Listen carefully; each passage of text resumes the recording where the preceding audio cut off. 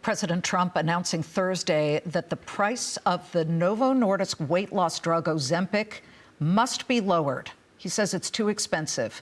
The average price lists for about $1,000 for a 1-month supply.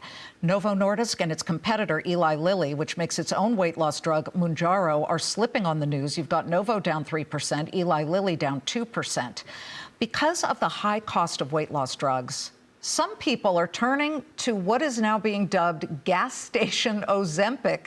These are nicotine pouches that give you a real boost in your energy, now being used by some as a weight loss aid due to claims of its appetite-suppressing effects.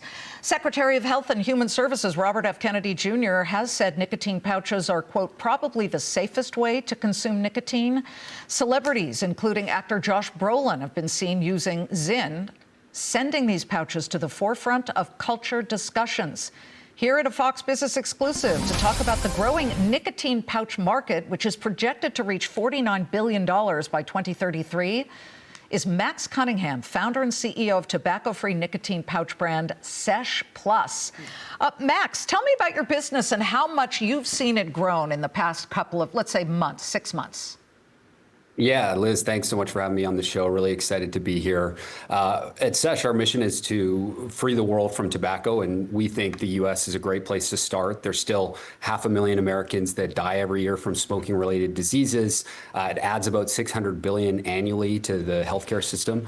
And so, for me, it was also a bit of a personal journey. I'm a former tobacco user. I found these products and it had a profound positive impact on my life, so much so that I decided to start a company. And the growth has been, incredible for our company. And I think for the category too, we've grown 500% year over year. We're in 8,000 stores today in the U.S., going to 15,000 by the end of the year. So yeah, it's been a really fun ride so far.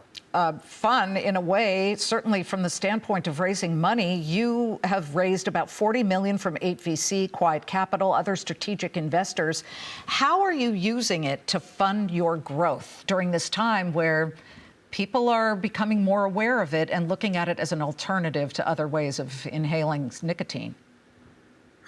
Yeah, I think, it's a very capital intensive business. 90% of these products are purchased at convenience stores. So you have to be there in order to win. And so that's expensive. And then also on the regulatory side, we've probably invested about $15 million to date on the science around our product. We've done clinical studies, everything required to make sure that, our products are good for the protection of public health. You still have a couple of applications to do certain things with regulators, among them the FDA. Your pre-market tobacco product application to actually start marketing in a much bigger way.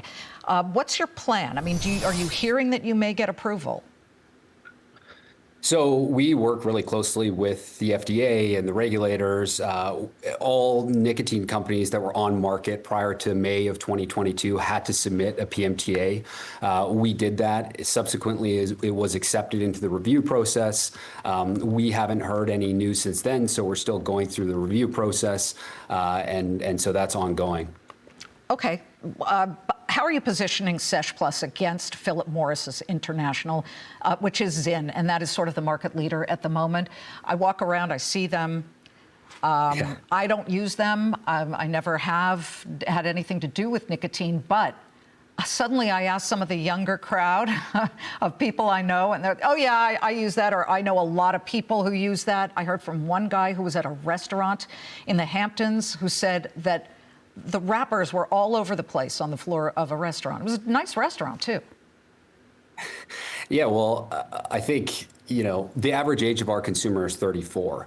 So there is a tendency to think about this as, a younger person's category. But really, I think it's important to understand that, there are a ton of folks who need these products. Our target is adult tobacco consumers.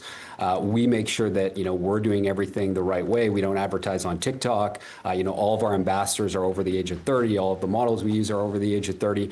So I think it's just really important to remember that, a lot of older people too use this in a discreet way.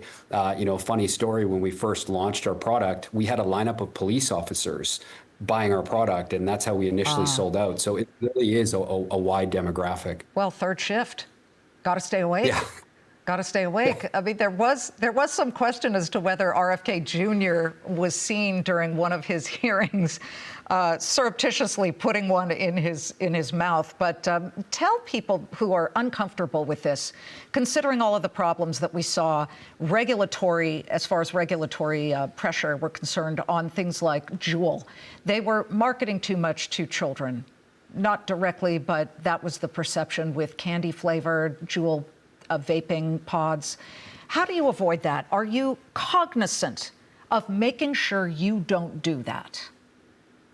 Yeah, I mean, we're very cognizant, and again, our products are for adult consumers. We don't want non-nicotine users. We don't want anybody else. We want adult tobacco consumers, and I think it's really important, how we market the product and what we do and what we say, and yeah, I think we're very aware of that.